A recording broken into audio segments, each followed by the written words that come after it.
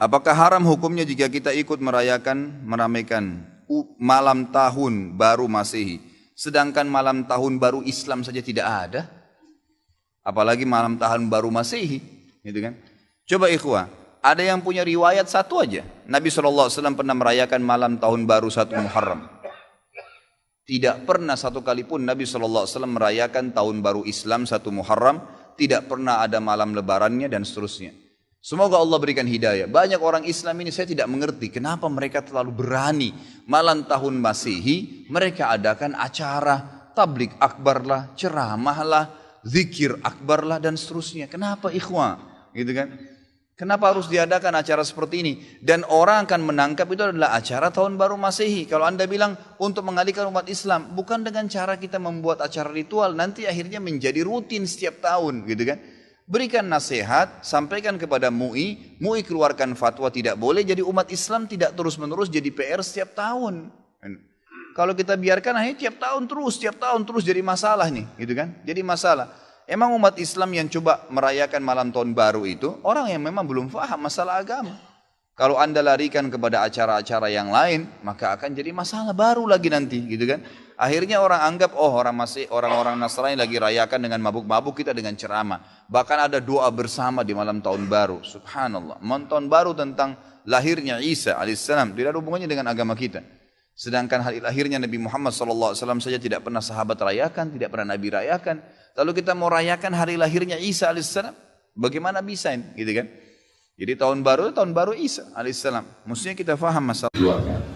Saya seorang pedagang. Setiap akhir tahun saya di TV menjual trompet tetangga saya. Tahun ini jangan terima lagi. Karena trompet itu adalah Yahudi menyambut tahun baru. Mengambil, sebutkan dalam perjanjian lama. Maka sambutlah tahun baru itu dengan meniup trompet. Trompetnya terbuat dari tanduk kerbau yang dilubangi. Untuk menyambut tahun baru. Anak-anak kita jangan dibelikan.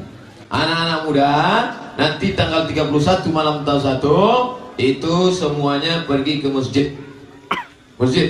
Panitia pula masjid buatkan acara zikir akbar dari jam 11. Jam 10 ke jam 11 baca Quran. Jam 11 ke jam 12 zikir. Astaghfirullah Rabbal baraya. Lantai-bantailah situ semua.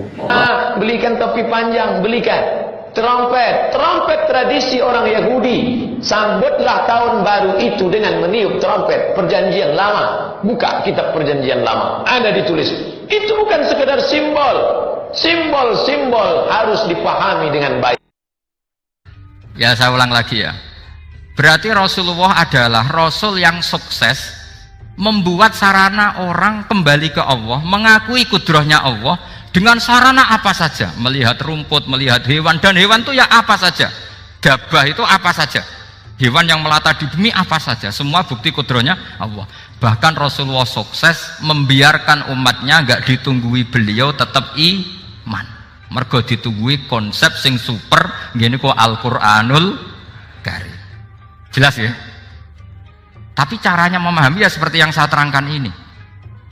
Ya saya baca lagi ya yang jadi annal mu'jizati pakai jama' mu'annas salim, annal mu'jizati al-madiyata, mukjizat-mukjizat yang sudah kelewat itu kanat khisyatan, bersifat fisik, tusyahadu bil absor, hanya bisa dilihat dengan mata kepala, karena qoti soleh wa aso Musa. Wa mu'jizatul Qur'ani tusyahadu bil basirah, sementara mukjizatnya Quran disaksikan dengan mata hati, dan setiap orang punya mata hati. Fayakunu man yattabi'uhu li ajliha aksar li anna alladhi yushahadu bi ainir ra'si yang qoridu bin qiradi musyahidihi walladhi yushahadu bi ainil aqli bakin yushahiduhu kullu man ja'a badal awal mustamirron. Sesuatu yang dilihat dengan mata kepala, setelah para saksi ini meninggal, maka setelahnya mencari-cari, bisa percaya bisa enggak. Tapi mukjizat yang disaksikan mata hati, siapapun percaya dan sampai ila yaumil kiamat. Dan tentu Quran lebih unggul dalam hal ini. Dan insya Allah kita semua adalah ahli Quran. Yaitu harus punya kesimpulan falam mata tabayyana lahu qala a'lamu annallaha ala kulli syai'in qadir. Sebagian ayat wa li ta'lamu annallaha ala kulli syai'in qadir wa annallaha qad ahata bi kulli syai'in ilm. Itu kenapa mukjizat Al-Qur'an dasar. Itu yang gampang-gampang ya, melihat nyamuk, unta, kerbau itu yang gampang. Anda tak naikkan kelas sedikit menjadi agak ilmiah. Misalnya begini, kamu ahli falak. Misalnya kamu ahli falak. Misalnya kayak Batu Rehan ya. Itu pasti tahu kalau matahari dan rembulan dibikin Allah itu asyamsu wal qamaru bihusban, bahwa matahari dan rembulan dibikin ini untuk hisab. Walladzi ja'ala syamsa diya'a wal qamara nura wa qaddarahu manazila li ta'lamu 'adadas sinina wal hisab. Sehingga ketika ternyata betul samsiyah bisa dihitung menjadi tahun samsiyah, yang oleh bahasa milenial disebut Masihiyah. Sayyidina Umar agak tersinggung. Sebetulnya yang namanya hisab itu tidak ada hubungannya dengan Masehi dan Hijriyah, itu tidak ada. Semua berdasar matahari atau apa? Rembulan. Lah sialnya yang samsiyah ini oleh bahasa internasional disebut apa? Masihiyah. Makanya Sayyidina Umar marah terus bilang, ya sudah kalau gitu Qamariyah bikin apa? Hijriyah. Jadi itu sebenarnya nama politik. Sebetulnya kalau objektif yang jadi ukuran ya samsiyah sama Qamariyah. Berhubung ini sudah diambil tetangga partai sebelah, akhirnya ya kira-kira gitu. Jadi kira-kira seperti itu. Akhirnya kita namanya apa? Hijriyah, apa samsiyah sama apa? Hijriyah. Sebetulnya yang asli ya samsiyah, Qamariyah. Tapi nggak apa-apa lah. Dunia itu mesti ada politiknya. Lah yang repot orang-orang fanatik hukum pakai bahasa nasional, itu repot. Jadi misalnya kematian Yesus Kristus, itu mesti Batu Rehan kan nggak percaya. Akhirnya ditambahi kematian Sibeh. Karena kalau bilang iya kan percaya, makanya ditambahi apa? Sibeh. Karena menurut orang Islam berkeyakinan Nabi Isa itu nggak terbunuh, maka ditambahi apa? Sibeh. Saya dulu pernah usul, karena beliau itu kalau manggil bahasa itu bude, jadi saya pernah sowan usul. Mbok ditulis gini saja, Mbah. Kematian Yesus dalam kurung katanya. Tapi mungkin terlalu vulgar ya, jadi akhirnya dibikin apa? Sibeh ya. Di kalender Kudus kan apa? Sibeh ya, ditambahi Sibeh. Ya nggak apa-apa lah, yang penting keyakinannya masih benar gitu. Jadi masih benar. Kalau usulan saya terlalu ekstrim, maka dikasih apa? Katanya. Ya karena memang begitu kan, kita berkeyakinan Nabi Isa itu gak terbunuh. Wa ma qataluhu wa ma sholabuhu walakin syubbihalahu. Jadi ini saya teruskan, ini paling masih seperempat jam ini. Kalau kelamaan sampai dolim itu ganggu kiai lama-lama gitu. Saya tadi sudah bilang sama panitia, orang Indonesia itu gak sopan. Kalau suka kiai itu didatangkan, itu agak masalah sebetulnya. Dalam etika itu masalah. Kalau seneng kiai ya sowan ngaji, jangan sowan di dalam, itu ganggu ya, sowan ngaji saja. Dulu Imam Malik itu anaknya raja itu, Imam Malik itu seangkatan dengan Harun Ar-Rasyid. Makanya jangan berharap kalau saya gampang diundang. Bukan karena saya sombong, memang etikanya seperti itu. Jadi Imam Malik diminta datang ke istana untuk ngajar anak-anaknya Harun apa? Ar-Rasyid. Masyhur Imam Malik tersinggung terus kata bang, al ilmu yu'ta la ya'ti. Ilmu itu disowani, bukan sowan. Akhirnya Harun Ar-Rasyid minta anak-anaknya datang ngaji ke Imam Malik. Itu anak presiden. Imam Malik berani, al ilmu yu'ta la ya'ti. Tapi kalian beruntung karena saya hormat sama mbah-mbah saya di sini. Wong makom buyut saya itu ya berarti apa ya? Selatannya makamnya Sayyid Ja'far Shadiq itu di situ kan ada makamnya Mbah Soleh, Mbah Maksum, itu mbah saya. Nah, makanya dulu saya ngaji di sini lama di Damaran itu, maksudnya lama itu ya mungkin setahun. Karena saya memang mulai kecil di Sarang, sampai sekarang saya masih ngajar di Sarang. Tapi dulu cukup ya, karena saya kesini sudah hafal Quran, jadi hanya setor setiap hari satu juz, jadi cepat lah. Saya tidak punya masalah ingatan, alhamdulillah, jadi cepat hafal. Saya terangkan lagi ya, ini penting ya, masalah mukjizatnya Quran. Selama ini orang tuh mau bilang tok, mukjizatnya Quran itu dahsyat, tapi nggak bisa menerangkan. Itu masalah. Makanya kita harus bisa menerangkan mukjizatnya Quran dahsyat itu apanya. Yaitu tadi, tongkatnya Nabi Musa hanya disaksikan oleh orang yang di era itu. Toh tujuannya mukjizat adalah diakui kemudian orang menjadi iman.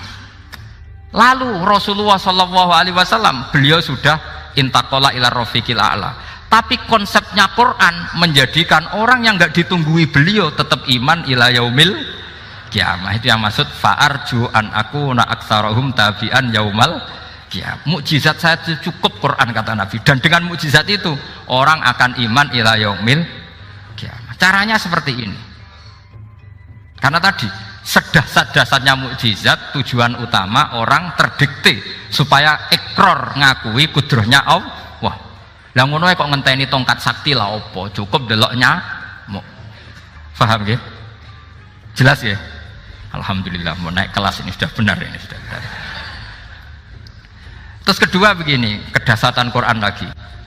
Quran itu bisa merunut, mentartibkan logika. Bahkan logika ini logika yang universal. Siapa saja merasakan logika itu. Misalnya begini. Dulu orang kafir itu punya Tuhan banyak. Tentu yang dipertuhankan ya mana? Yang dipertuhankan itu banyak. Karena pikiran mereka urusan banyak, problem banyak, ya Tuhannya harus banyak. Ada BPKB 3D kan, istri cerewet macam-macam lah itu kan. Problemnya banyak, maka Tuhannya harus banyak. Karena Tuhan itu maknanya penyelesai masalah. Sehingga kalau masalahnya banyak, Tuhan harus banyak. Ketika Rasulullah membawa konsep satu Tuhan, mereka janggal. Makanya mereka bilang, aja'alal alihata ilaha wahida inna hadza lasyai'un ujab. Masa Tuhan satu? Ini aneh, nggak bisa. Tuhan harus banyak karena masalah kita banyak. Itu terpatri di otak mereka, terpatri. Lalu Nabi dengan santai diajari Allah menerangkan, andaikan kalian punya majikan banyak dan perintahnya beda-beda, kamu suka enggak? Ya enggak suka, mat, enggak enak. Punya majikan banyak itu udah enak. Milih mana majikan banyak sama satu? Satu aja, mat. Tuhan kamu adalah majikan kamu. Kalau banyak kamu bingung. Ya mat, satu aja mat. Itu segampang itu. Jadi menggiring, Tuhan itu kan bos kita, tuan kita. Kalau banyak berarti yang memerintah kita banyak, dan bisa konflik bos-bos kita ini karena berebut anak buah tadi. Akhirnya mereka, kalau kamu punya majikan banyak dan perintahnya beda-beda, semuanya minta dilayani, kamu pusing enggak? Ya pusing, mat. Minta mana? Majikan banyak sama satu? Satu saja Muhammad. Ya Tuhan kamu adalah atasan kamu, maka harus satu. Mereka paham. Oke, mat, Tuhan satu.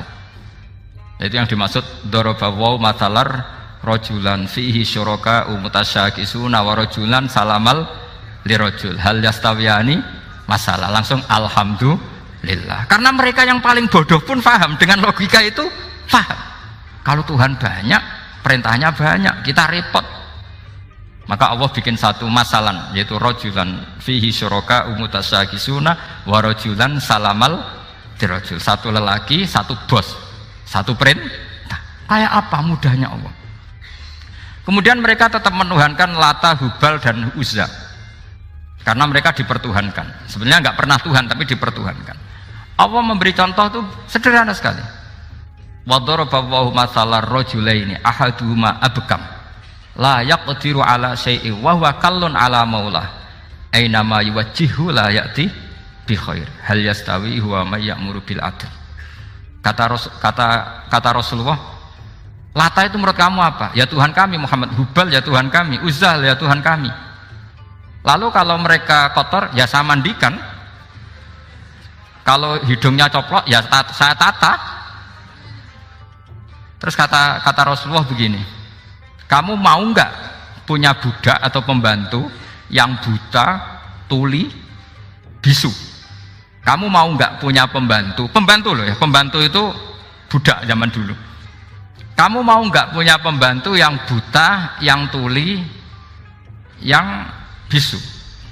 Wah gak doyan, mat. Gak apa pembantu ngono. Lah pembantu saja kamu nggak mau yang gitu, kok malah punya bos begitu? Orang yang tuli, yang bisu, yang kopok, jadi pembantu saja nggak layak kok malah jadi pangeran. Paham ya? Arca dan berhala itu kan nggak bisa apa-apa. Kamu mau gaji ngasih THR pembantu yang kopok, bisu, picek, mau? Wong jadi pembantu saja nggak sah kok mau jadi apa? Tuhan atau jadi majikan. Jadi Allah bikin contoh gampang sekali. Wadaraba masalah rajulaini ahaduma abkam la yaqdiru ala shay'in, enggak bisa apa saja.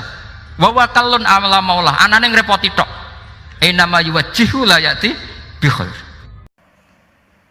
Itu sebetulnya agama punya konsep yang luar biasa, yaitu seharusnya seseorang itu gembira dengan ketaatan. Lalu pertanyaannya caranya gembira gimana? Gembira itu mudah. Jadi misalnya kamu sujud sama Allah Subhanahu wa taala. Terus cara berpikir begini, ini sekaligus ijazah. Cara berpikir begini. Ya Allah, ini kata Sayyidina Ali, kafani izzan an akuna laka abdan wa kafani fakhron an takuna li robban. Ya Allah, betapa sialnya saya andaikan saya jadi budak dari makhluk yang sama. Misalnya sampean itu seorang kiai atau rektor atau doktor atau orang terpelajar, kemudian kamu jadi budak atau hamba dari makhluk yang setara, betapa hinanya saya. Maka kata Sayyidina Ali, ya Allah, saya ini cukup bahagia, cukup bangga karena jadi budak, jadi hamba dari zat yang super atau yang maha super. Gini kok Allah Subhanahu wa ta'ala. Sehingga ada kebahagiaan yang luar biasa karena menjadi hambanya Allah Subhanahu wa ta'ala. Setelah bangga dengan jadi hambanya Allah, maka kita akan malu. Malu misalnya kok saya bahagia itu nunggu melihat pornografi, melihat maksiat. Itu terus menjadi malu. Kenapa saya bisa didikte oleh hal-hal seremeh itu? Ya, kita malu karena didikte oleh hal-hal yang seremeh itu. Karena kita didikte oleh nafsu. Jadi izzatun nafsi, satu harga diri seseorang itu harus dihidupkan untuk hanya tunduk kepada Allah Subhanahu wa ta'ala. Sehingga Nabi itu melatih satu logika tarkul ma'asi. Nabi itu dulu ketika ada seorang pemuda yang ya karena mungkin pemuda ya, dia itu mau masuk Islam, tapi uniknya kata pemuda tadi, saya masuk Islam tapi asal dibolehkan bebas zina. Jadi ini agak sableng gitu. Jadi mau masuk Islam syaratnya dibolehkan apa? Zina atau free sex gitu. Karena orangnya agak hiper. Itu Nabi tidak langsung mengancam dengan neraka enggak. Ketika mau pamit gitu semua sahabat melarang. Mah itu jangan, kamu jangan suan Nabi, itu permintaan yang nggak masuk akal. Setelah lama ditahan terjadi kegaduhan di masjid, Nabi dengar itu ada apa itu? Itu ada pemuda yang mau masuk Islam tapi yasta'dzinuhu fi zina, tapi mereka minta izin Nabi untuk tetap boleh zina.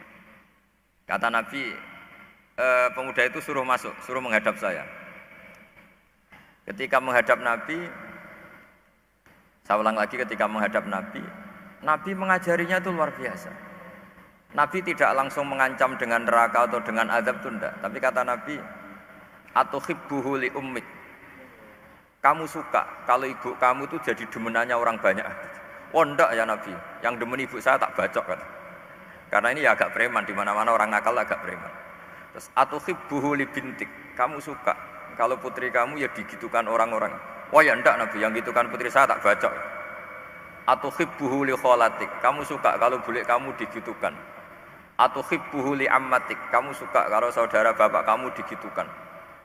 Nabi itu mengeset ya, cara sekarang itu cuci otak mungkin. Nabi itu meluruskan otaknya anak muda itu betapa buruknya zina.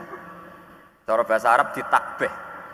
Betapa buruknya zina. Kamu suka kalau korbannya ibu kamu, putri kamu, bude kamu, bule kamu. Sehingga orang itu matur, ya hasbuka ya Rasulullah, ini sudah cukup. Saya tidak pernah melihat sesuatu seburuk zina. Jadi fa'al qawwa fi qalbihi bughdaz zina. Kemudian Allah meletakkan di hatinya, menanamkan benci zina. Sehingga akhirnya pemuda tadi menjadi iffah, menjadi menghindari zina. Artinya begini ya, ini mungkin yang lolos dari para kita sebagai dai, kita tidak belajar banyak tarbiyahnya Rasulullah Shallallahu Alaihi Wasallam. Jadi kalau kita benci maksiat itu jangan hanya ditahdzir, ditakutkan neraka, itu enggak. Jangan hanya itu, tapi di logika. Ini Pak, Oh, sama iya. kurang dekat. Oh, iya. Sama kurang dekat. Jadi kalau kita menghindari maksiat itu selain karena takut azab, itu ada logika, ada rangkaian pikiran yang menjadikan kita anti satu perbuatan apa maksiat. Jadi misalnya gini ya, kira-kira ginilah kalau contoh gampang itu. Ada orang gitu ya, nyanyi dengan pakaian yang mungkin pornografi gitu. Mungkin pemuda-pemuda ingin melihat itu, tapi bisa diobati gini. Kok enak dekne mergawe kok tak bayari, aku kehilangan duit. Meskipun dengan logika yang agak serampangan, yang penting menjadi kita ini punya harga diri untuk tidak tergantung hal-hal seperti itu. Sehingga Nabi itu cara menggambarkan tadi mulai atuhibbuhu li ummik. Kamu suka kalau ibu kamu jadi demenannya orang lain. Pemuda tadi bilang yang demen ibu saya mau saya bunuh. Ditambah lagi atuhibbuhu li bintik. Bagaimana kalau korbannya putri kamu, bule kamu, bude kamu. Sehingga terus si pemuda tadi betapa buruknya zina, betapa murahnya zina. Akhirnya pemuda tadi al-qawwa fi qalbi bughdaz zina. Terus kemudian pemuda tadi itu sangat membenci dengan apa? Perzinahan. Nah, pikiran-pikiran seperti ini harus kita tanamkan. Harus kita tanamkan supaya orang itu benci melakukan maksiat. Karena satu memang takut suhtullah, takut dibendu Allah atau dibenci Allah. Dua memang logika kita mengarahkan tidak maksiat. Nah ini yang terkait Unisula yang nangani kedokteran, nangani medis. Sesuatu yang dilarang Allah itu pasti madharat. Maka untuk melarang seseorang bergantung sama narkoba misalnya atau hal-hal yang bahaya pada fisik, itu satu tentu bagi ahlullah, tentu karena takut Allah. Tapi banyak masyarakat yang memang benar-benar bisa meninggalkan narkoba karena efek buruknya narkoba, efek buruknya apa? Ganja. Itu kita tanamkan sedemikian rupa bahwa itu mengakibatkan sakau, mengakibatkan tidak sadarkan diri, mengakibatkan kebangkrutan ekonomi macam-macam. Sehingga mereka benar-benar benci sama yang namanya narkoba. Jadi di antara manhajul Quran itu kalau mentakbih, memburuk-burukkan maksiat itu mesti dikritik innahu kana fahisyah, innahu kana fahisyata wa makta wa sa'a sabila, innahu kana fahisyata wa sa'a sabila, diulang beberapa kali. Sehingga dibutuhkan kecakapan untuk menganggap satu hal yang buruk itu fahsyah, sesuatu yang enggak rasional, sesuatu yang tidak positif, sesuatu yang pasti berdampak negatif. Sehingga kalau misalnya tadi dibacakan oleh qari kuntum khaira ummatin ukhrijat linnasi ta'muruna bil ma'ruf wa tanhauna 'anil munkar. Untuk berhenti dari kemungkaran itu satu takbihun litilkal mungkar atau litilkal mungkarat, bahwa mungkarat itu kita cap, kita stigmasi bahwa itu buruk sekali.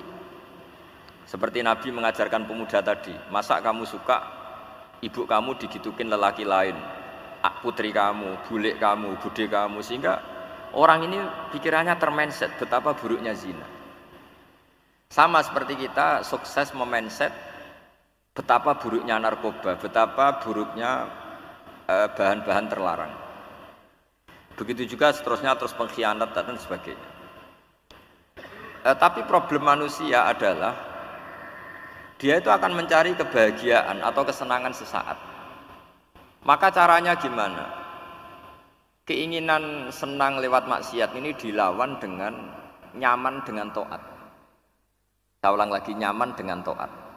Sehingga ulama dulu punya kalimatul munajat, artinya kalimat hubungan pribadi sama Allah yang menjadikan orang itu nyaman. Dan ini yang diajarkan kitab-kitab tasawuf. Kitab tasawuf itu sukses mengajarkan melihat alam raya ini semuanya nyaman, termasuk yang mengecewakan. Itu dianggap nyaman. Saya berkali-kali mengajarkan ilmu ini karena ini musalsal ila Rasulillah sallallahu alaihi wasallam.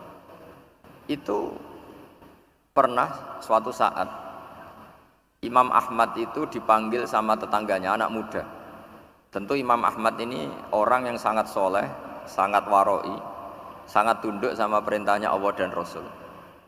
Pemuda tadi manggil, ya Ahmad, datang ke rumah saya. Imam Ahmad datang. Setelah sampai ke pemuda tadi, sudah pulang lagi, saya tidak butuh kamu. Pulang lagi. Setelah sampai rumah dipanggil lagi, ya Ahmad, datang lagi. Datang lagi. Oh, saya tidak jadi butuh, pulang lagi. Sampai 3 kali. Dan itu perangai ekspresi Imam Ahmad itu atau ulama lain yang sesoleh beliau itu nyaman, indah. Beliau tetap senyum-senyum, nyaman itu. Beliau tidak tersinggung, tidak terprovokasi, pokoknya tidak tersinggung, kelihatan nyaman. Lama-lama pemuda ini terus tanya, ya Ahmad, kamu saya perlakukan seperti ini kok tidak tersinggung? Kamu senyum-senyum saja, happy-happy saja. Jawabnya Imam Ahmad itu unik. Wahai pemuda, saya kamu panggil itu senang sekali. Karena kata Nabi, kalau kamu iman dengan Allah dan Rasul, maka hormatilah tetangga. Jadi saya senang.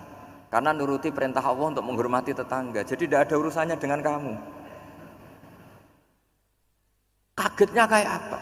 Jadi dipanggil tetangga ya senang karena melakukan perintahnya Allah dan Rasul, yaitu ikramul jar, fal yukrim jarahu.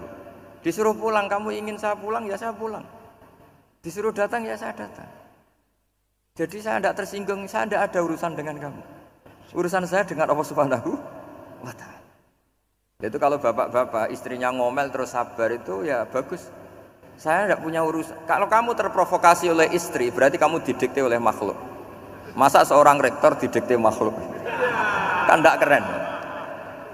Apalagi seorang habib didikte makhluk, kan tidak keren. Yang bisa mendikte kita hanya Allah Subhanahu wa ta'ala. Dan Allah mendikte kita, mengajarkan kita wa ashiruhunna bil ma'ruf fa in karihtumuhunna fa asa an takrahu syai'a wa yas'alallahu fi khairan katsira. Jadi cara melihat istri kita bawel gitu atau cerewet, alhamdulillah ini ada pahala tanpa modal, cukup sabar. Kalau istri kamu sedang mesra malah mintanya ke mall, malah biayanya tinggi. Murah mana dapat pahala dimarahin sama saat mesra minta ke mall? Milih yang pertama kan? Nah ya itu tidak usah modal itu. Ya gitu aja.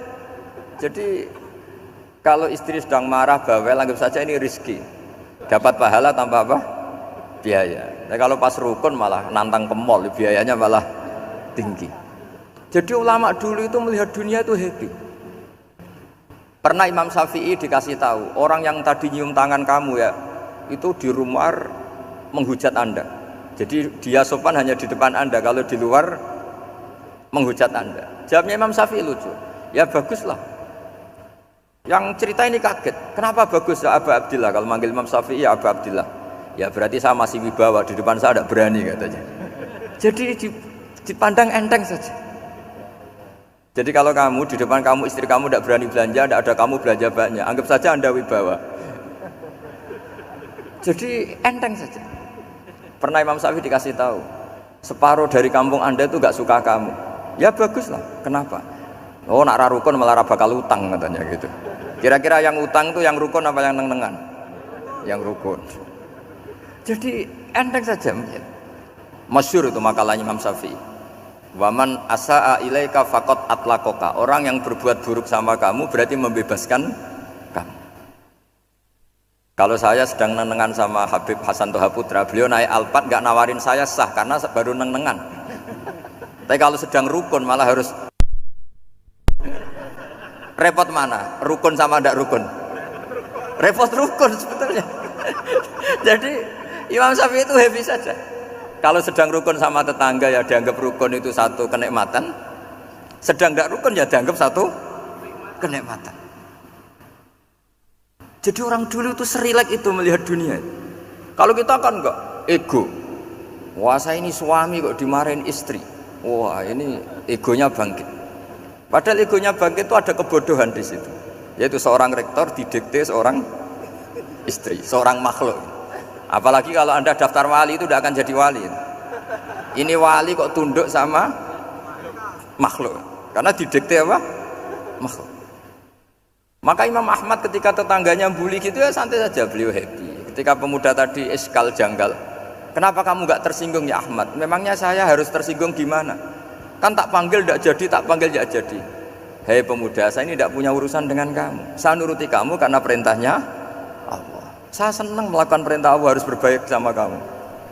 Sampai 3 kali. Jadi kebahagiaan ini pula yang harus kita latih dalam melakukan ketaatan. Tapi kalau kita sudah tidak bahagia dengan taat, itu bahaya sekali.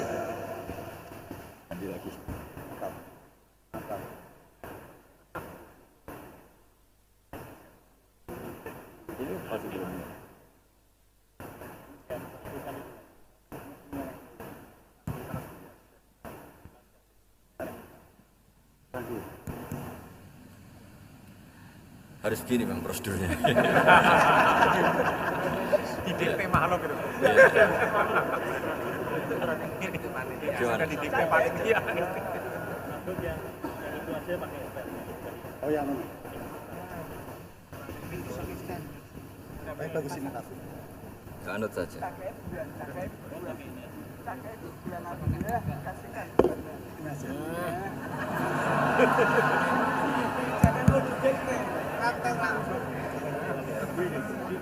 Ya. Sudah, ini sudah bisa. Oh, sudah, ini sudah benar. Untungnya kiainya latihan jadi wali, jadi gak tersinggung. Kalau ndak ini sudah masalah ini. Paling ndak kan baru ngajarkan gitu, masa ada bisa meraktekkan gitu. Jadi pura-pura soleh. Tapi memang obsesi saya terbesar atau cita-cita saya terbesar memang setiap ngaji saya ingin orang mukmin semuanya itu bahagia.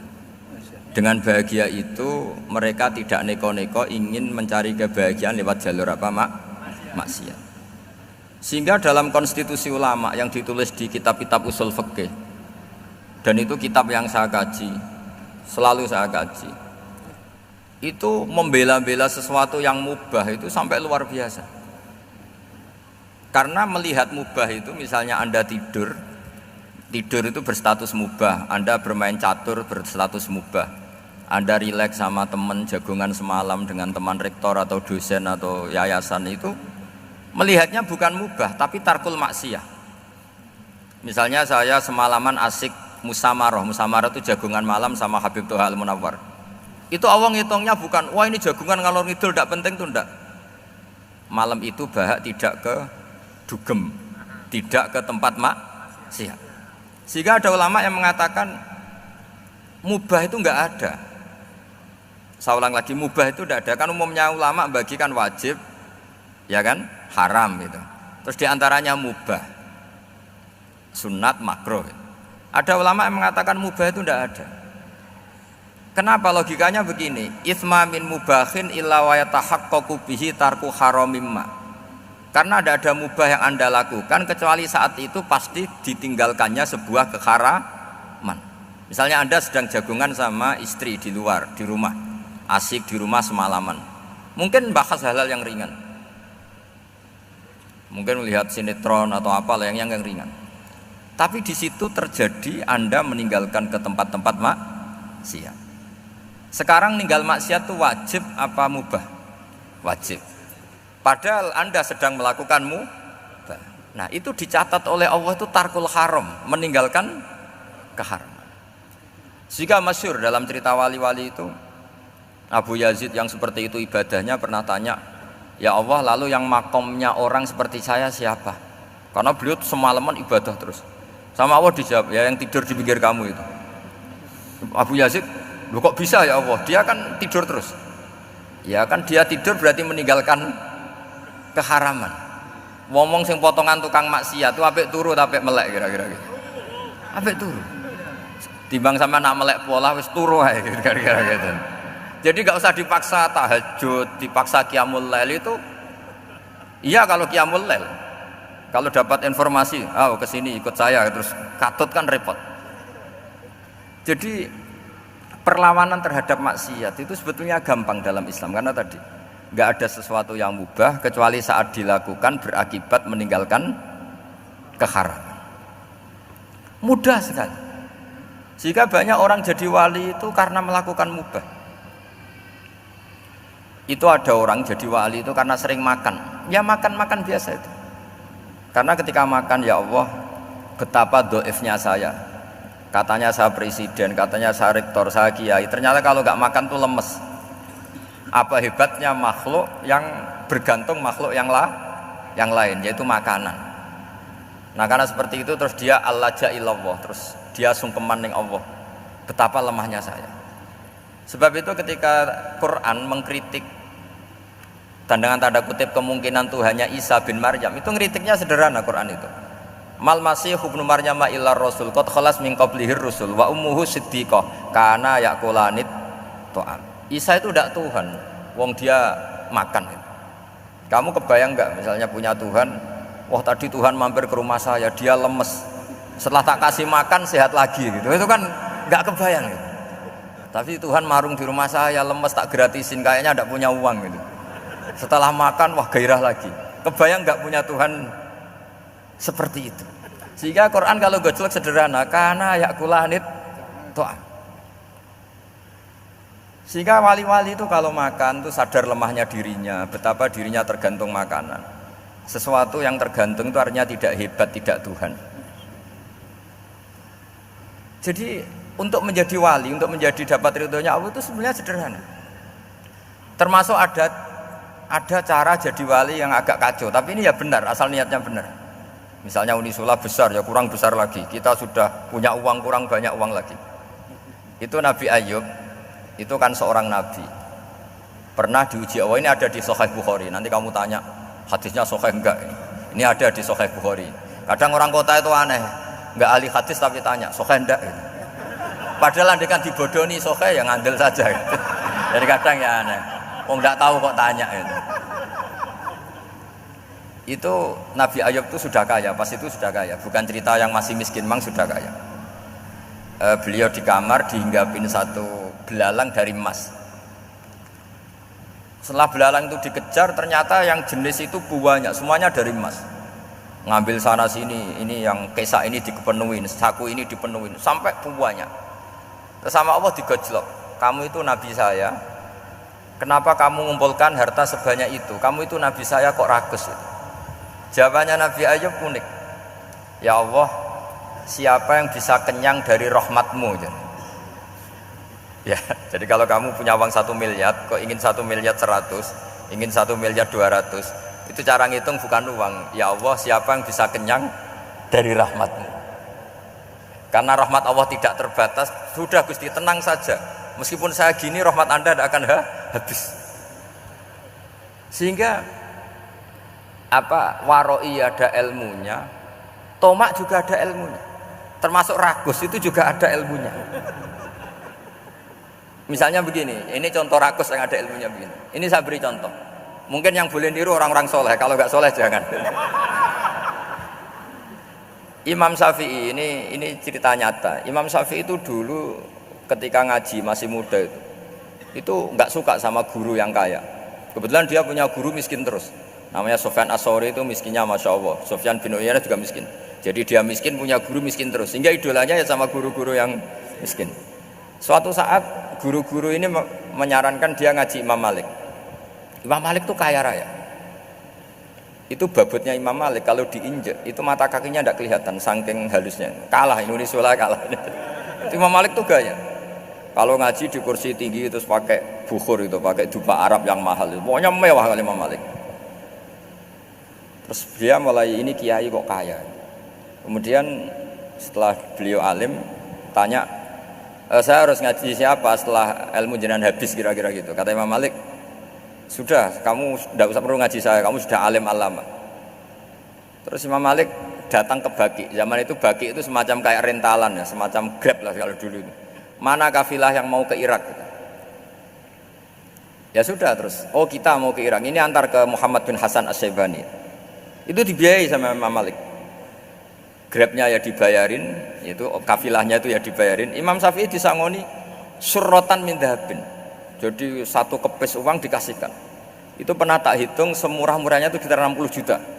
Imam Syafi'i mulai mikir, kiai yang saya kritik lomo, sing kiai miskin tak puji, gak pernah ngamal kan, tentu orang miskin gak. Setelah datang ke Muhammad bin Hasan Asy-Syaibani, beliau itu pakar usul fikih, muridnya Abu Hanifah. Beliau al-usuli, pakar usul fikih. Itu Muhammad bin Hasan Asy-Syaibani itu kalau ngitung emas, itu di ruang tamu. Uangnya miliatan, emasnya banyak. Dari kota ini dipindah ke kota ini, emas kalau ngitung di ruang tamu. Bukan di kamar, di ruang tamu. Imam Syafi'i tambah kaget. Imam Malik kayak gitu sudah saya soal, malah ini kaya raya. Setelah Imam Syafi'i kelihatan kaget, digojlok sama Muhammad bin Hasan Asy-Syaibani karena beliau senior. Ata'jabu min hadza, kamu aneh melihat ini? Iya. Kenapa? Ulama kok kaya raya.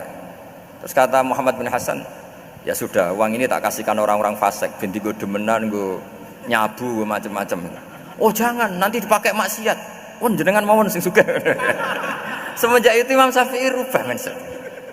Jadi kalau kampus ini ingin akreditasi A, ingin mulia, ingin apa, kamu ridho kalau yang punya prestasi seperti itu adalah orang-orang fasik. Ridho enggak? Enggak kan? Maka didoakan ini. Nah itu namanya berpikir secara usuli. Kamu jangan hanya nuruti karena berpikir waroi terus kamu benci kekayaan, benci pangkat, benci apa, enggak bisa seperti itu. Karena pangkat dan kekayaan ketika dikelola secara kesolehan maka akan menjadi energi positif yang luar biasa. Semenjak itu Muhammad bin Hasan Asy-Syaibani berhasil mendidik Imam Syafi'i. Sampai akhirnya keterusan Imam Syafi'i berpendapat kalau orang Islam bisa bikin rumah tingkat kok punya rumah reot itu haram kata. Akhirnya keterusan. Kalau bisa jadi bupati kok jadi ketua RT juga haram. Karena al-Islam ya'lu wala yu'la alaih. Islam itu luhur bukan bisa diluhurin. Sehingga rata-rata orang Syafi'iyah termasuk kiai-kiai Indonesia itu rata-rata ya agak-agak politikus. Ya agak-agak kedonyan, mungkin sebagian kedonyan tenan gitu. Karena enggak ridho gitu loh. Kalau kesempatan itu dikuasai orang fasik kemudian menjadi kekuatan maksiat. Coba kalau bupati itu orang yang fasik. Kemudian programnya supaya rakyat seneng semalaman dangdutan yang purno misalnya, supaya rakyat seneng dibolehkan dugem, dibolehkan judi. Tapi kalau yang jabat orang soleh kan ada beberapa perda yang menolak penyakit apa? Masyarakat. Jadi kamu jangan melihat bahwa kepangkatan ini hanya sebagai alat korupsi, alat otoriter, enggak. Asal kena orang soleh, maka ini menjadi energi kesolehan atau energi positif. Sebab itu ketika Allah muji para nabi yang soleh, diantaranya disifati apa? Faqad ataina ala Ibrahim al-kitab wal hikmata, terusannya ayat wa atainahum mulkan azim. Dan Nabi Ibrahim dan keluarganya tak kasih kerajaan yang besar. Nah sekarang masih banyak orang yang cara pandang ngapain bikin unisula yang megah, ngapain berambisi punya akreditasi A dan sebagainya. Menyoal seperti itu salah secara usul fikih. Karena secara usul fikih kesempatan yang baik tentu harus diperjuangkan oleh orang-orang yang soleh. Karena ini supaya jadi otoritas yang positif. Itu dulu ada latihannya. Jadi orang dulu itu gampang sekali ketika milih miskin ditanya, kenapa miskin? Saya ingin hisab saya ringan. Tapi ketika mereka kaya yang soleh, supaya harta ini tidak dipakai orang yang nanti dipakai maksiat. Kita misalnya orang soleh kok mau pangkat, karena kita ada ridho kepangkatan itu dipegang orang maksiat, kemudian menjadi energi maksiat. Begitu juga seterusnya. Maka ulama dulu itu rileks. Sampai Syekh Nawawi Al-Bantani itu nanti bisa dicek di tafsir Qul hal yastawil ladzina ya'lamuna wal ladzina la ya'lamun. Beliau muji-muji ulama. Kemudian ada seorang yang agak hasud mungkin. Tanya begini. Hebatnya ulama itu begini-begini. Terus ditanya, tapi kenapa kita sering melihat ulama ngantri proposal di rumahnya bupati katanya. Sementara bupati nggak pernah datang ke ulama ngaji ihya. Jawabannya Imam Syekh Nawawi itu unik. Ya karena ulama itu tahu gunanya uang, sehingga nyari uang untuk pondok, untuk masjid. Sementara bupatinya tidak tahu gunanya ilmu, maka tidak pernah ngaji. Jadi ya ringan saja oleh.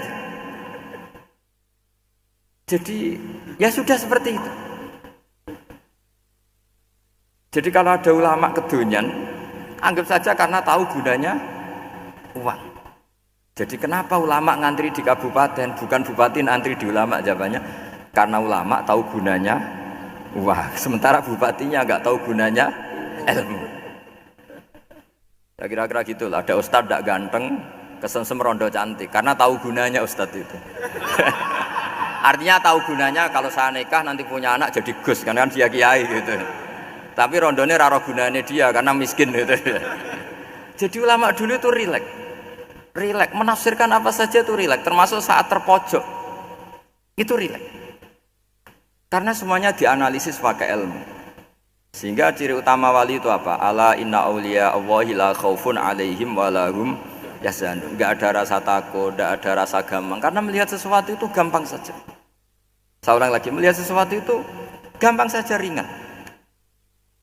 Saya beri contoh ya betapa pentingnya mindset ya, cara berpikir. Orang itu menjadi kikir itu karena nganggap hidup itu lama dan uang itu penting. Kalau zaman Nabi itu sederhana kalau melihat hidup. Pernah suatu saat Nabi itu punya jatah makan, karena Nabi itu hidupnya juga pas-pasan. Jadi Nabi itu unik, beliau di satu sisi kaya raya, bisa ngurmat Abu Hurairah, Ammar, Suhaib, Ashabu Sufa itu dirawat Nabi semua. Itu kan kaya, bisa ngerawat sekian orang. Tapi di sisi yang lain untuk pribadinya beliau miskin. Kadang nggak bisa makan hari itu. Tapi di saat yang sama bisa merawat Ahlus Sufa. Jadi keliru kalau orang hanya cerita Nabi itu miskin, untuk makan dirinya aja susah. Itu keliru. Kelirunya kalau tidak diteruskan, tapi Nabi mampu menghidupi ahli suffah. Singkat cerita, jatah makannya Nabi itu dikasihkan orang ketika Nabi tanya, ya Aisyah, makanan jatah saya di mana? Oh ya Rasulullah, tadi ada orang minta tak kasihkan, maka makanan itu habis. Apa kata Nabi? Kamu salah Aisyah. Yang kamu kasihkan itu justru yang masih. Ya yang kamu kasihkan itu justru yang masih. Sehingga Nabi menganggap, makanya Nabi terus ngendikan, ya kalau mukhatabnya lelaki ya kira-kira begini. Wa hal laka min malika illa ma akalta fa'afnaita wa labista fa'ablaita. Terus tanya wa tasaddaqta fa'abqaita, kata Nabi. Harta kamu ya kamu makan kemudian ke WC jadi kotoran, atau punya pakaian mewah nanti rusak. Wa tasaddaqta fa abqaita. Ada yang kamu sedekahkan, yaitu yang abadi sampai akhir. Sehingga banyak pengusaha yang mencintai saya setelah tak ajari hadis itu, misalnya punya uang 1 miliar karena dia spekulan atau pedagang rawan bangkrut, disedekahkan ke masjid 50 juta, yaitu yang abadi. Jadi kalau suatu saat bangkrut, dia masih punya uang 50 juta di akhirat. Jadi Nabi itu mengajari sedekah itu apa? Ya sedekah itu pengabadian uang. Kalau kita kan enggak, bilang sedekah itu nguras uang. Itu pikirannya setan dan pikirannya orang Islam. Itu cara berpikir setan, bukan cara berpikir umat apa?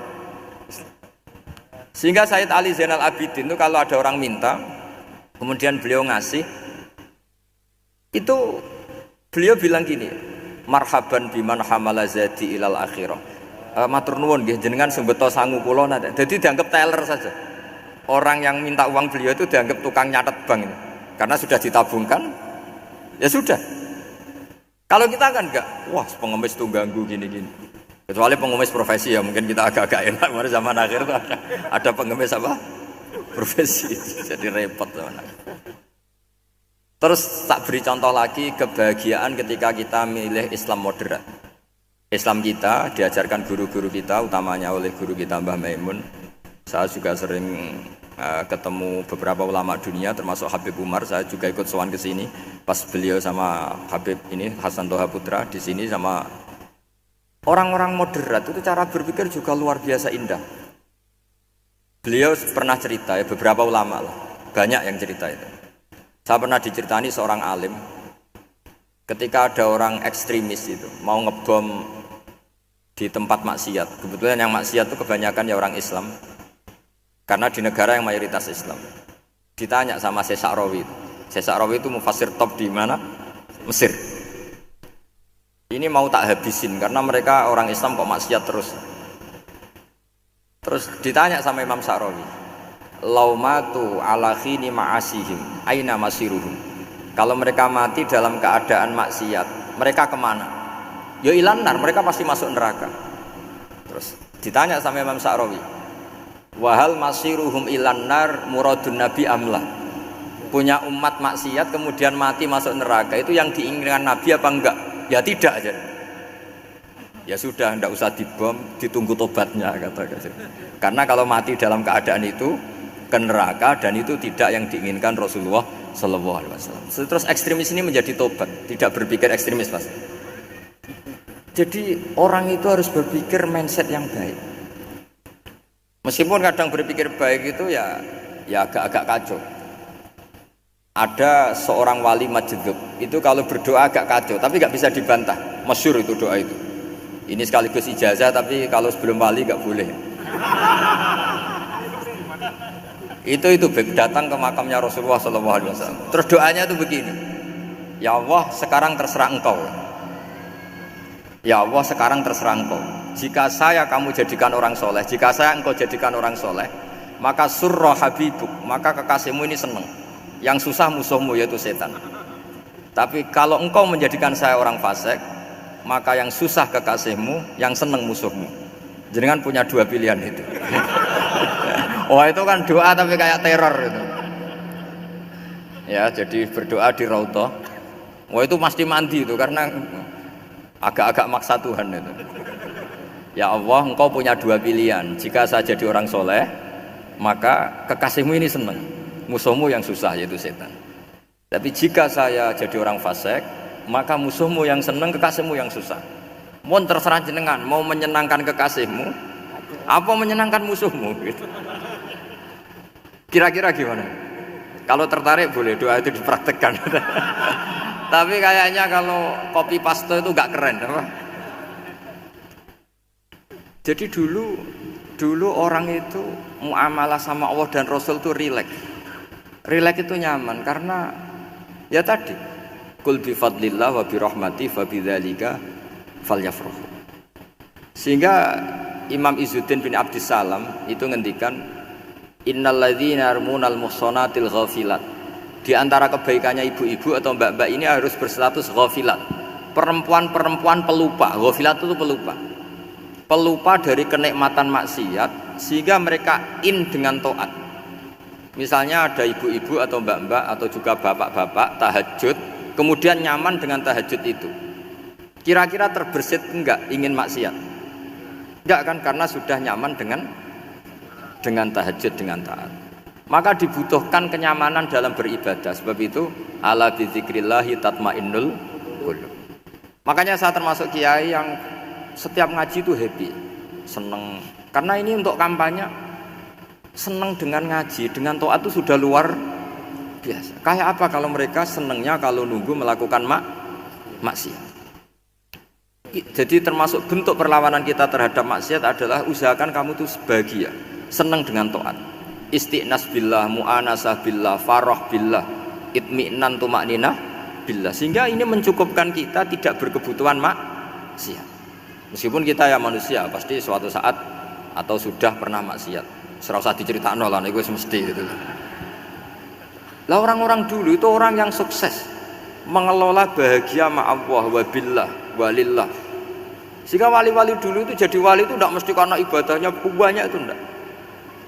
Mereka orang yang ibadahnya itu biasa sekali. Ulama-ulama dulu ibadahnya biasa sekali. Tapi qulubuhum ma Allah, hatinya itu ma Allah.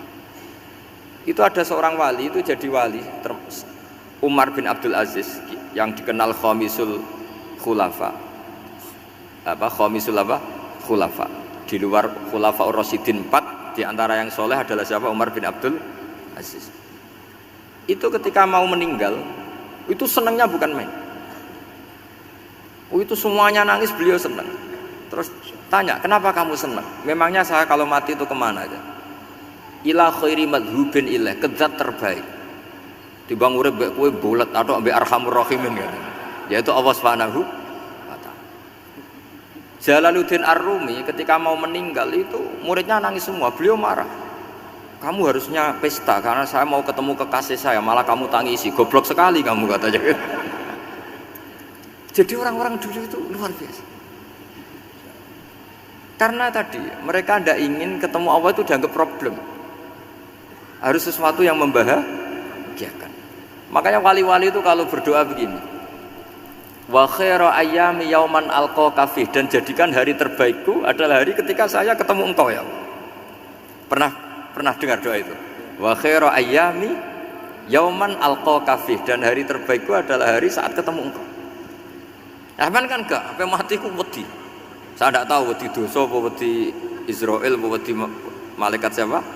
Malaikat Mungkar Nakir. Sebenarnya tidak perlu seperti itu. Karena cara pandang Nabi itu ini bisa dipraktekkan. Kalau kamu orang baik, mati artinya apa? Ya baik. Karena husnul khotimah. Kalau kamu orang yang buruk, itu kata Nabi, anggap saja mati itu akhir dari keburukan kamu. Nak kowe urip terus malah maksiat terus.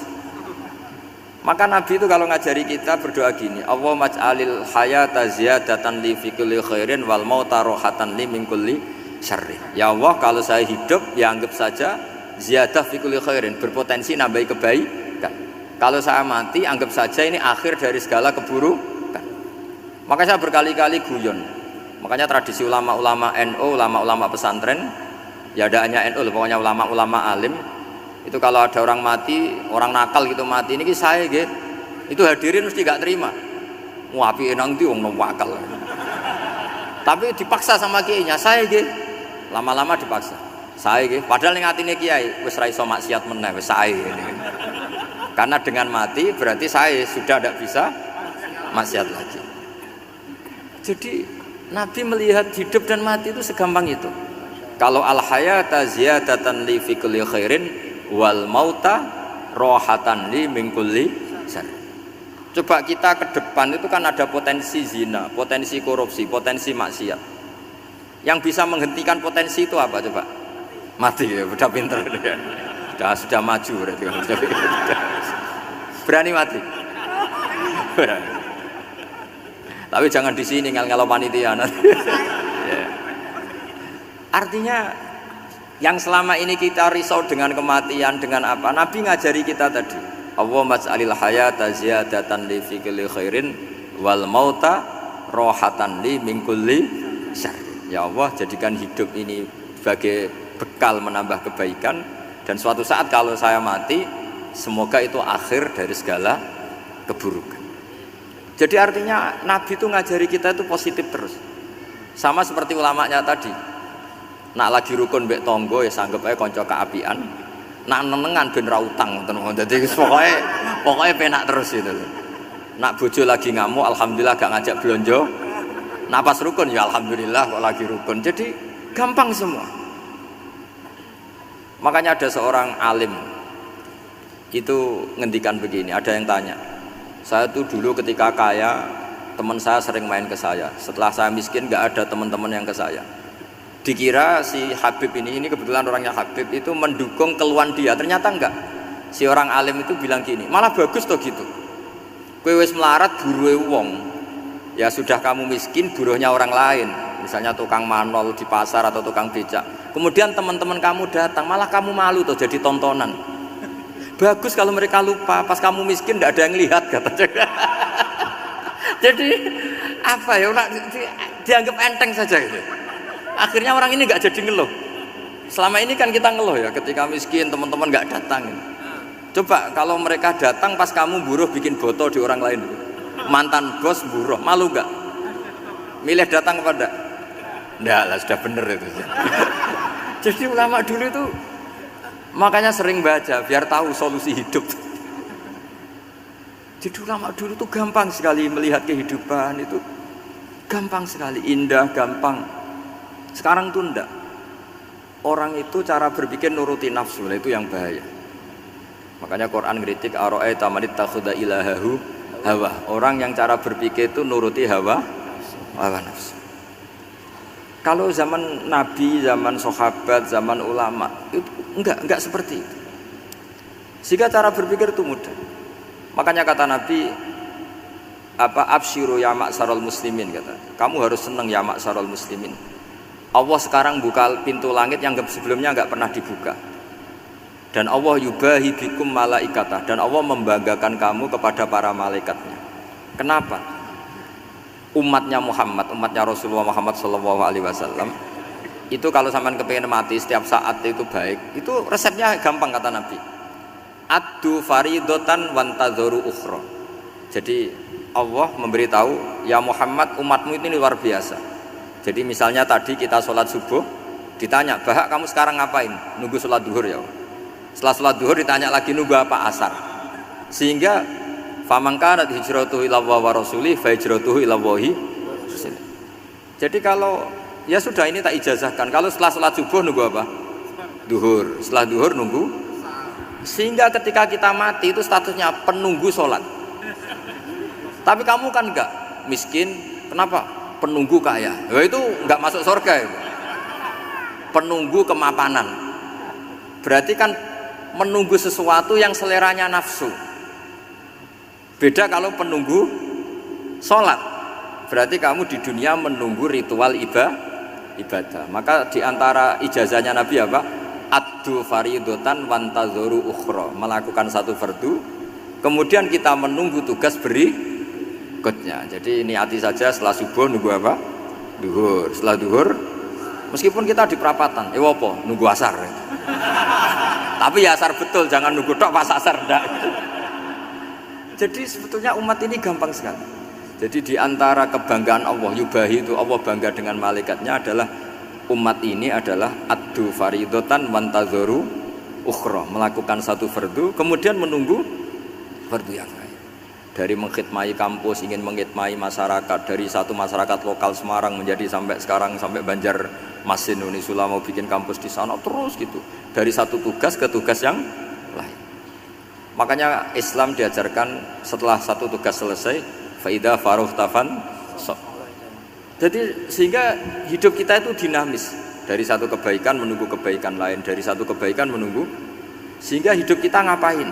Nunggu satu kebaikan. Ini sudah masuk faman kanat hijratuhu ila Allah wa rasulih fa hijratuhu ila Allahi wa rasulih. Sehingga bayangkan kalau kita direkam Allah, Gusti kula ampun mati nak dereng sugih. Wis melarat puluhan tahun, sakit, nunggu sesuatu sing sifatnya nafsu, kepengin sugih. Sugih tok jak cukup. Tahu burono wong sing tahu ngenyek ndekne lho, itu kan urung-urung wis dendam. Saya belum mau mati sebelum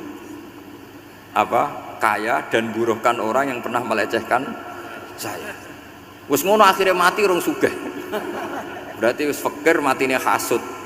Wah itu ngenes dunia akhirat kan kira-kira seperti itu. Kamu santai aja kalau fakir berarti meringankan hisab karena ada banyak harta. Yang mau dihisab papanya enggak punya apa-apa. Jadi saya mohon sekali ya, Islam itu mengawal kebahagiaan.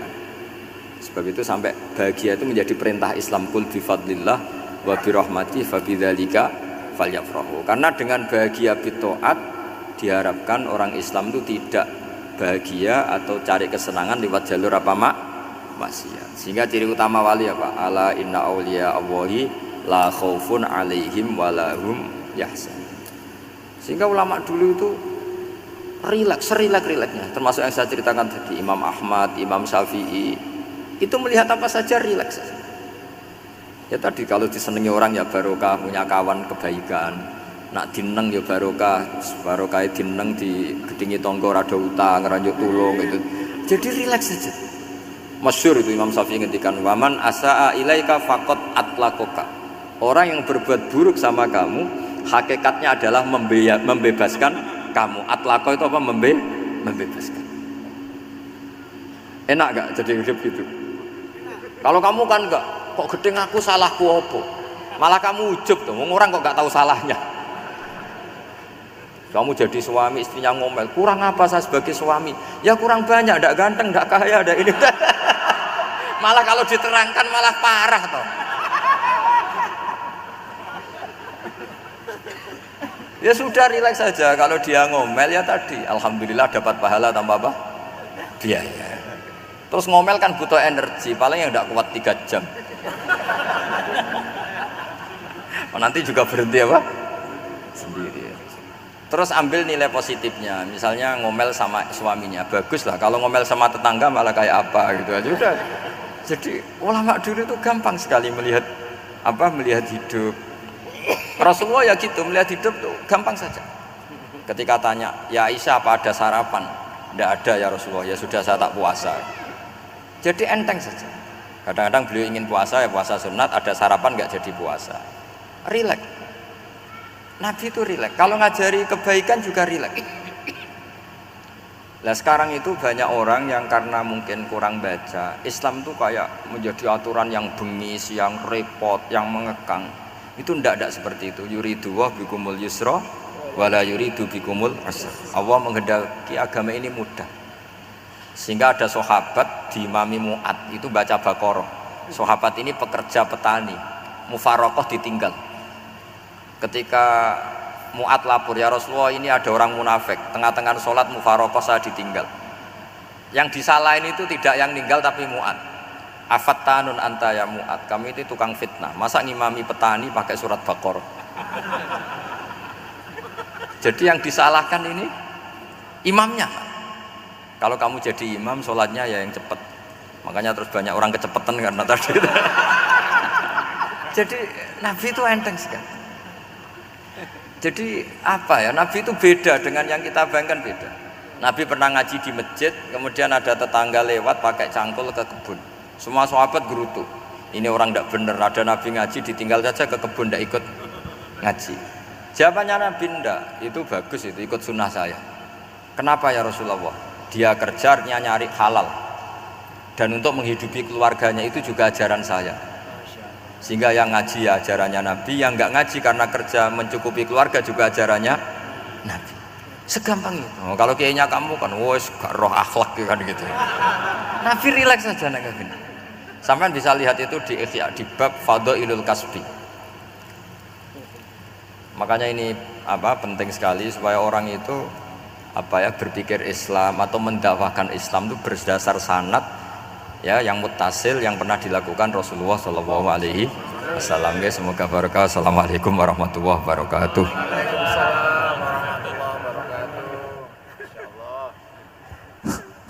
Halo, terima kasih kami sampaikan atas pencerahan yang disampaikan oleh Gus Baha. Alhamdulillah ini masih ada waktu yang sangat panjang sehingga kita akan buka sesi tanya jawab.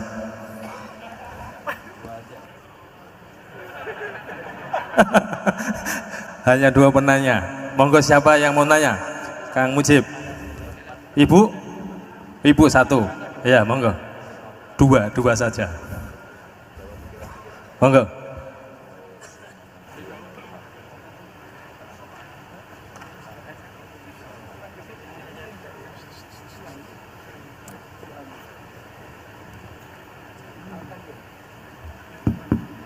Assalamualaikum warahmatullahi wabarakatuh. Allahumma arinal haqqa haqqa warzuqna tiba'ah wa arinal batila batila warzuqna tinabah. Gus, di era sekarang ini terlalu banyak kiai. Jadi saking banyaknya kita yang awam ini bingung mana kiai yang benar, yang betul-betul benar menurut Allah. Mana yang seperti nampaknya benar tapi ternyata itu tidak seperti yang diinginkan Allah. Jadi cara pandang panjenengan ini bagi saya sudah luar biasa mencerahkan sekali. Jadi karena itu kami mohon, ini kebetulan ada ketua yayasan, juga ada Pak Rektor, ada baiknya kampus ini mulai mendekatkan tradisi keilmuan santri dan akademik, ngaji yang fundamental begini. Saya usul itu Bu, bagaimana 1 bulan sekali lah Gus Baha kerso ke Semarang. Itu yang pertama. Yang kedua, saya juga termasuk orang yang gelisah dengan realitas sekarang. Saya juga mau ngajukan permohonan kepada Gus Baha. Permohonan yang paling ini, mbok jenengan nulis 1 buku, saya Muslim, saya happy gitu loh. Ini kayaknya pas banget ini. Jadi ben ora ketok kok serius banget beragama, saiki abot banget gitu. Itu yang ketiga, ini penting sekali bagi kita orang-orang tua. Zaman saiki golek anak iso ngalim kok Gus Baha angel. Jadi saya ingin tolong Gus Baha ceritakan sejujur-jujurnya bagaimana orang tua jenengan didik sejak kecil sampai iso koyo sampean sakniki. Cekap saya kira. Assalamualaikum warahmatullahi wabarakatuh.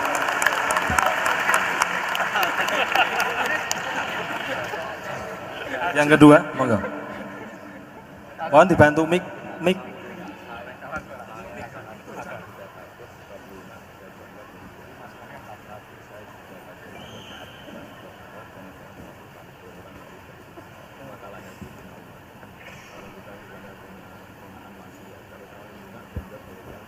Assalamualaikum warahmatullahi wabarakatuh.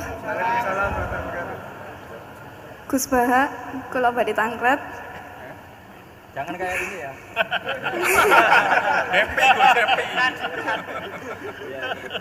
Untuk perempuan, hakikatnya menutup aurat niku pripun? Soalnya kula gadah teman niku rata-rata santri tapi kok mboten menutup aurat secara sempurna. Nah, kula pengen ngertos ilmune niku sing jelas pripun. Sampun.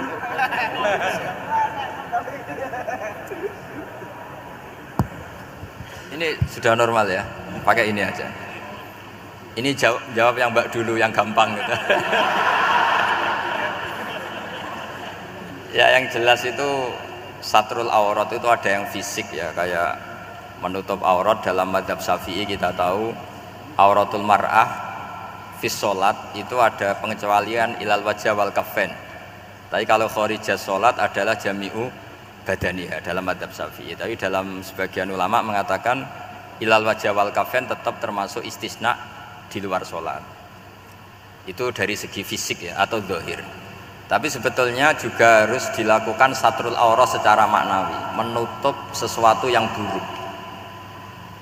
Artinya kan gini ya, aurat itu kan sesuatu yang buruk kalau kelihatan ya. Sehingga misalnya kasus di beberapa negara mungkin fisiknya sudah benar ditutupin tapi mungkin tetap maksiat. Tapi ada yang gugat, yang penting nggak maksiat meskipun buka aurat. Ya keliru, buka aurat sendiri sudah maksiat, itu malah aneh lagi gitu. Tapi yang jelas filosofi hijab atau satrul aurat itu usahakan yang zahir maupun yang apa? Batin. Karena Indonesia itu memang agak unik. Saya sering ketemu peneliti dari beberapa negara, meneliti Indonesia itu paling pusing. Kadang ada orang yang auratnya biasa datang ke masjid, itu kan bingungkan malaikat, mau ditulis dosa itu ke masjid, mau ditulis toat itu buka aurat. Nggak tahu hitung-hitungannya gimana nanti. Tapi memang ya sudah seperti itu. Yang jelas standar aurat ya kita tutupin sesuai standar madzhab Syafi'i maupun mengikuti yang tidak apa Syafi'i. Tapi filosofinya juga harus kita ikutin. Jadi dua-duanya harus kita ikutin sebagai perintah, bukan sebagai syarat. Itu beda loh, perintah sama syarat itu. Sebagai perintah, bukan sebagai syarat. Kalau sebagai syarat itu begini, syaratnya orang Islam tuh harus nutupi aurat begini-begini. Nanti kalau yang nggak gitu dianggap tidak Islam, itu menjadi ekstrim. Tapi kalau sifatnya perintah, ya perintah saja. Yang nggak melakukan paling banter dianggap fasikoh atau tidak solihah, tapi tidak sampai menjadi keluar dari Islam. Ya jadi gitu ya. Jadi karena apa ya? Ya sudah seperti itu. Obsesi kita tentu ingin kesolehan, sebagai perintah. Saya ulang lagi, jangan biasakan kalau ada aturan itu sebagai syarat. Misalnya gini, kowe nak ora alim ra anakku, itu bahaya. Mosok ora alim terus ora anakku, karena rata-rata orang itu udah alim gitu. Nanti terputus dari bapaknya semua. Tapi hanya sifatnya perintah. Perintahnya seorang bapak ke kita supaya alim. Makanya ulama mengatakan perintahnya Allah. Perintah itu lebih rileks daripada disebut syarat. Karena syarat sekali nggak memenuhi menjadi ndak. Makanya Sayyid Muhammad kalau ngarang kitab sering wajibat itu lebih ringan ketimbang apa? Syarat. Jadi beda kalau dalam filosofi ilmu itu.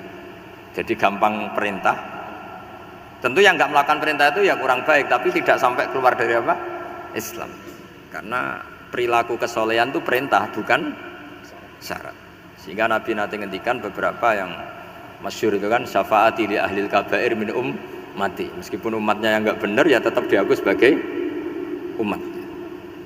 Jadi beda perintahnya Nabi sih, semuanya kalau bisa soleh, harus bisa soleh. Tapi tetap ini sifatnya perintah, bukan syarat. Nggak bisa kamu mengatakan syaratnya orang Islam itu dalam beraurat begini, syaratnya soleh, nggak pernah maksiat. Memangnya Nabi nggak pernah maksiat? Ya saya kira demikian ya, cukup ya. Lah kalau ini resikonya dia seneng saya, makanya bagus dia tidak seneng saya, jadi enggak.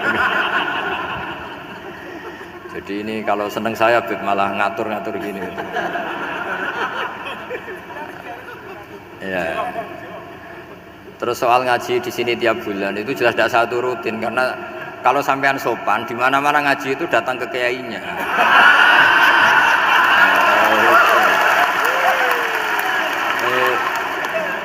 Itu kalau Imam Malik ada pertanyaan kayak Anda dimarahin, al ilmu yu'ta la ya'ti.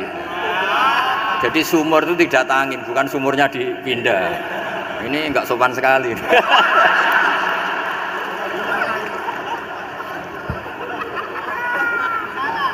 Terus menyangkut orang tua, kenapa saya alim, itu juga enggak boleh dijawab. Rata-rata orang itu udah alim, masa orang tua seluruh Indonesia salah? Itu ada hikmahnya sendiri. Saya kali-kali ngaji, bodoh itu barokahnya banyak. Coba barokahnya orang bodoh, akhirnya nempat di pedalaman Kalimantan, Sulawesi, akhirnya bikin masjid di situ bikin. Kalau dia alim mungkin jadi ketua MUI di Jakarta, nggak akan punya desa binaan. Jadi Allah mendesain ini sudah sempurna, sudah tidak usah protes, sudah begitu aja. Coba ada orang alim alamah, kira-kira itu kan nggak akan di pedalaman Kalimantan, Sulawesi. Barokahnya santri rodok bodoh itu, akhirnya kerja di dalam hutan, kerja di kampung-kampung, akhirnya agama ada di mana? Kalau pinter semua, di Unisula semua jadi rektor nanti. Jadi Allah mendesain ini sudah baik, tidak usah dipaksakan sesuai versi kamu, nggak usah. Jadi ya sudah, memang seperti itu. Jadi dulu zaman sahabat itu, saya cerita sedikit. Nabi itu kalau muji Madinah itu sundel langit, kalau muji Mekah ya sundel langit. Tapi Sayyidina Ali keluar ke Kufah. Sayyidina Ali itu akhirnya pindah ke Kufah, ke Najaf. Karena pikirannya Sayyidina Ali, Mekah Madinah hanya baik secara bukah, secara tanah. Tapi di antara kebaikan Nabi adalah nasrul Islam. Akhirnya Sayyidina Ali milih ke Kufah. Andai kan sahabat tidak milih keluar dari Mekah Madinah sebagiannya, pasti Islam tidak menyebar. Karena semuanya tersentralisasi di Mekah dan Madinah. Tapi ada saja sahabat yang tetap nyaman di Mekah Madinah karena sholat di sana sebagaimana 1000 sholat. Ya sudah seperti itu, dilihat gampang saja. Akhirnya yang di Mekah Madinah ya tidak ngeritik yang keluar juga gak ngeritik yang di Mekah Madinah. Jadi yang alim tidak ngeritik yang bodoh apalagi jangan ngeritik yang alim. Yang jelas orang bodoh ngatur orang alim itu dosa, itu yang. Ya, saya kira demikian. Assalamualaikum warahmatullahi wabarakatuh. Halo, luar biasa. Saya yakin masih ingin banyak yang bertanya kepada Gus Baha, tapi karena keterbatasan waktu beliau, mohon maaf, ini tidak bisa dilanjutkan untuk tanya jawab. Acara selanjutnya adalah penyerahan kenang-kenangan. Ini hasil karya dari mahasiswa Fakultas Agama Islam. Mohon Pak Rektor untuk berkenan untuk memberikan.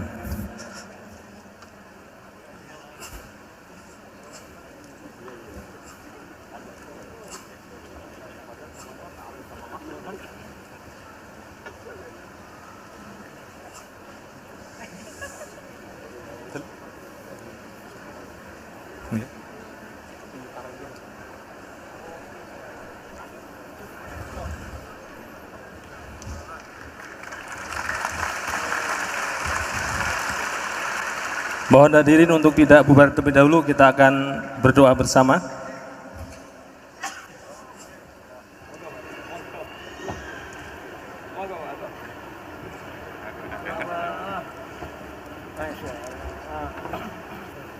Baik, acara pada pagi hari ini akan ditutup dengan doa. Kami mohon berkat doa dari Kiai Haji Ahmad Bauddin Nur Salim untuk Unisula, untuk RSKM yang mau akreditasi, semoga diberikan nilai yang terbaik dan Unisula menjadi semakin menebar manfaat.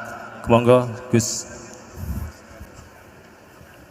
Bismillahirrahmanirrahim. Nas'aluka bi anna lakal hamda la ilaha illa anta al-hannan al-mannan ya badi'as samawati ardi ya hayyu ya qayyum ya dzal jalali wal ikram. Antarzuquna ya bi haqqi habibika Muhammad su'alana ya Allah wa tujiba ya Allah du'ana wa anta khairul mujibin wa anta ya Allah khairul mu'tin. Fa'ati su'alana ya Allah bi fadlika wa karamika wa judik. Allahumma ya Allah illam nakun ahlan an ablugha rahmataka wa an nablugha rahmataka. Farahmatuka ya Allah ahlun antablughana jami'an ya Allah ballighna muradana ya Allah bihaqqi annaka dzul